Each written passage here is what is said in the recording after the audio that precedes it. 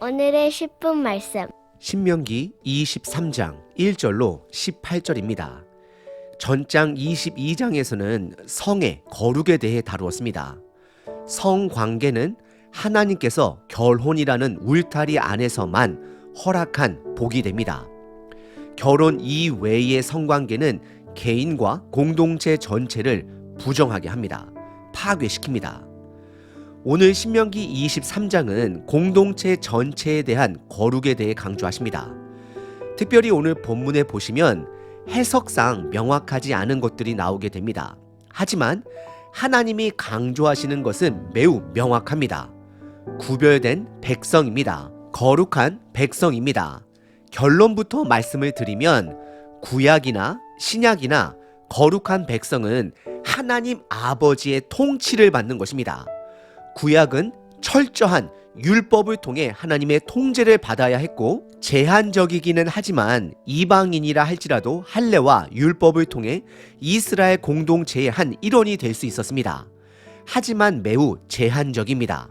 그리고 심지어 모든 이스라엘 백성들이 혈통적으로 무조건 거룩한 백성이 되는 것 또한 아니었습니다. 성막을 중심으로 제사를 통해 율법을 지키는 자라야 했습니다. 하지만 신약으로 넘어와 구별된 백성의 문은 모든 자들에게 활짝 열려 있습니다. 하지만 동시에 그 문은 매우 좁습니다. 오직 예수 그리스도를 통해서입니다. 구약에서는 죄를 해결하는 성전 중심으로 거룩을 유지했다면 신약에서는 죄를 온전히 해결하신 예수님과 거함으로 거룩을 유지할 수 있습니다. 오늘 본문을 통해 내 삶에 시작된 예수님과의 관계를 통해, 즉 복음을 통해 거룩한 삶을 이어가시는 저와 여러분 되시길 바랍니다. 거룩한 삶의 생명은 끝까지 거룩함을 유지하는 것에 있습니다. 오늘 본문은 크게 4가지 공동체의 거룩을 설명하고 있습니다. 첫 번째 부분은 총회를 통한 거룩입니다. 1절부터 8절입니다. 고환이 상한 자나 음경이 잘린 자는 여호와의 총회에 들어오지 못하리라. 2절. 사생자는 여호와의 총회에 들어오지 못하리니 10대에 이를지라도 여호와의 총회에 들어오지 못하리라. 3절. 암몬 사람과 모압 사람은 여호와의 총회에 들어오지 못하리니 그들에게 속한 자는 10대뿐만 아니라 영원히 여호와의 총회에 들어오지 못하리라. 4절. 그들은 너희가 애굽에서 나올 때에 떡과 물로 너희를 길에서 영접하지 아니하고 메소보다미아의 부돌 사람 부올의 아들 발람에게 뇌물을 주어 너희를 저주하게 하려 하였으나 5절. 내 하나님 여호와께서 너를 사랑하심으로 내 하나님 여호와께서 발람의 말을 듣지 아니하시고 내 하나님 여호와께서 그 저주를 변하여 복이 되게 하셨나니 6절. 내 평생에 그들의 평안함과 형통함을 영원히 구하지 말지니 7절. 너는 에돔 사람을 미워하지 말라. 그는 내 형제임이라. 애굽 사람을 미워하지 말라. 내가 그 땅에 객이 되었음이니라. 8절. 그들의 3대 후손은 여호와의 총회에 들어올 수 있느니라 라고 말씀하고 있습니다. 우선 본문에서 말하는 총회라는 것이 명확하게 어떤 모임을 말하는지 알 수는 없습니다. 우선 이 총회라는 것은 모든 이스라엘 백성들이 참석할 수 있는 것은 아닙니다. 때로는 율법이 정하는 부정함과 정함의 기준에 따라 그 총회에 참석 가능이 결정됩니다.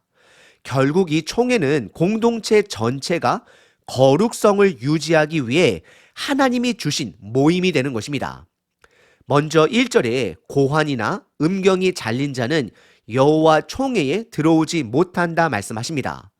우선 고환이 상한 자와 음경이 잘린 자를 여러 가지로 해석을 합니다. 저는 다음과 같이 이해합니다. 고환이 상한 자는 사고 또는 질병으로 어떤 이유이든 고환이 터지거나 사라진 자를 말합니다. 그리고 반대로 음경이 잘린 자는 의지적으로 생식기 부분에 할례 목적이 아닌 다른 목적으로 절단한 자를 말하고 있습니다. 이것은 이방 우상 의식과 연관이 있을 수 있습니다. 우선 하나님은 생명을 소중히 여기십니다. 그래서 고환이 상한 자는 그 총회에 참석할 수 없다 말씀하십니다.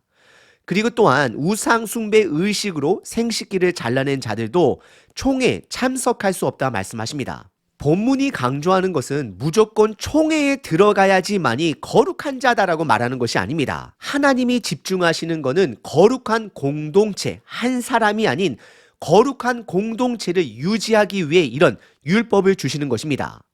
그래서 하나님이 말씀하시면 그 말씀에 순종하는 것이 더 중요한 것입니다. 나의 고안이 사고로 없어졌으면 총회에 참석하지 않으면 되는 것입니다. 그래서 하나님이 생명을 소중히 여기고 우상 숭배를 엄격히 다룸을 기억하면 되는 것입니다. 그리고 2절에 사생자 또한 총회에 들어가지 못한다 말씀하십니다.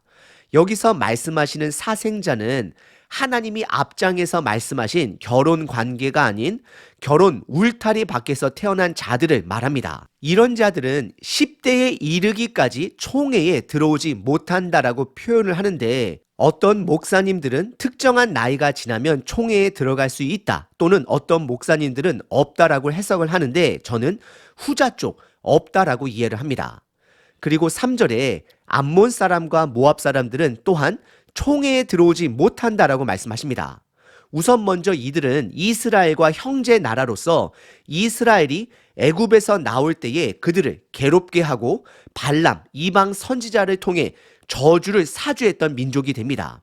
그래서 이들은 10대뿐만 아니라 영원히 총회에 들어오지 못한다라고 말씀하십니다. 이들은 하나님을 대적한 것입니다. 그래서 이들은 절대 들어오지 못함을 강조하고 있는 것입니다. 하지만 7절에 붉은 털을 가진 에서의 후예인 에돔과 애굽 사람들은 미워하지 말라 말씀하십니다. 그들의 후손들은 3대가 지나서 총회에 들어올 수 있다 말씀하십니다. 사실 오늘 본문에서 하나님이 어떤 기준을 가지고 누구는 총회에 들어올 수 있고 없다 말하는지는 정확하게 알 수 없습니다. 다만 하나님이 그 뜻을 정하시고 말씀하십니다. 그러면 저와 여러분들은 순종하는 것입니다. 저와 여러분들은 총회에 들어가는 것이 목적이 아닙니다. 그 말씀에 순종함으로 또 다른 거룩의 공동체를 유지하게 되는 것입니다. 예를 들어 내가 코비드에 걸리게 되면 스스로 격리하여 가족들이나 공동체가 안전할 수 있도록 유지하는 것과 동일합니다. 중요한 것은 성경은 지금 공동체의 거룩성을 강조하는 것입니다. 두 번째 부분은 전쟁 시 진영을 거룩하게 하라 말씀하십니다. 전쟁은 하나님께 속한 것입니다. 그래서 이들은 거룩해야 합니다. 하나님만을 의지해야 합니다. 9절서부터 14절입니다. 내가 적군을 치러 출진할 때에 모든 악한 일을 스스로 삼갈지니 10절. 너희 중에 누가 밤에 몽설함으로 부정하거든 진영 밖으로 나가고 진영 안에 들어오지 아니하다가 11절. 해 질 때에 목욕하고 해진 후에 진에 들어올 것이요 12절. 내 진영 밖에 변소를 마련하고 그리로 나가되 13절. 내 기구에 작은 삽을 더하여 밖에 나가서 대변을 볼 때에 그곳으로 땅을 팔 것이요 몸을 돌려 그 배설물을 덮을지니 14절. 이는 내 하나님 여호와께서 너를 구원하시고 적군을 내게 넘기시려고 내 진영 중에 행하심이라. 그러므로 내 진영을 거룩히 하라. 그리하면 내게서 불길한 것을 보이시지 아니하므로 너를 떠나지 아니하시리라 라고 기록합니다. 하나님께서는 전쟁을 앞두고 진영을 거룩하게 하라 말씀하십니다. 크게 세 가지 부정함을 경고하십니다. 첫 번째는 9절에 모든 악한 일을 스스로 삼가해야 함을 말합니다. 하나님 말씀의 절대적 순종에 집중하는 길이 전쟁에서 승리의 길이 됨을 말씀하고 있는 것입니다. 그리고 두 번째는 10절에 누군가 밤에 몽설을 하게 되면 진영 밖에 나가 몸을 씻고 해가 진 후에 다시 진영에 들어올 수 있다 말합니다. 참고로 몽설은 성적인 꿈으로 무의식 가운데 발생하는 정액의 유출을 말하는 것입니다. 그리고 세 번째는 12절에 대변을 볼 때는 진영 밖에서 볼일을 보고 몸을 돌려 그 배설물을 흙으로 덮어야 함을 말씀하십니다. 그리고 14절에 이스라엘 백성이 하나님이 말씀하신 이 거룩을 유지할 때에 전쟁 속에서 그들과 함께 하시겠다라고 말씀하십니다. 세 번째 거룩은 피신한 종에 관련된 규정입니다. 15절과 16절입니다. 종이 그의 주인을 피하여 내게로 도망하거든 너는 그의 주인에게 돌려주지 말고 16절 그가 내 성읍 중에서 원하는 곳을 택하는 대로 너와 함께 내 가운데 거주하게 하고 그를 압제하지 말지니라 라고 기록합니다. 고대 법문인 하무라비 법전에 보게 되면 어떤 포로든 붙잡게 되면 주인에게 돌려주는 것이 그 당시 고대 사회들의 원칙입니다. 하지만 하나님은 어떤 종이 되었던 주인을 피해 도망하여 너에게 왔으면 그 주인을 돌려주지 말고 그를 성읍 가운데서 함께 살 수 있도록 하라 말씀하십니다. 그를 억압하지 말라 말씀하십니다. 하나님은 이스라엘 백성이 소외된 자와 약자를 돌봄으로 거룩해야 함을 강조하십니다. 네 번째 거룩은 종교의 목적으로 벌어지는 창기를 금하십니다. 17절과 18절입니다. 이스라엘 여자 중에 창기가 있지 못할 것이요 이스라엘 남자 중에 남창이 있지 못할지니 18절 창기가 번 돈과 개 같은 자의 소득은 어떤 서원하는 일로든지 내 하나님 여호와의 전에 가져오지 말라. 이 둘은 다 내 하나님 여호와께 가증한 것임이니라 라고 기록합니다. 이것은 이방 민족 산당에서 자주 벌어진 여자와 남자 창기를 말합니다. 하나님은 이것을 금하십니다.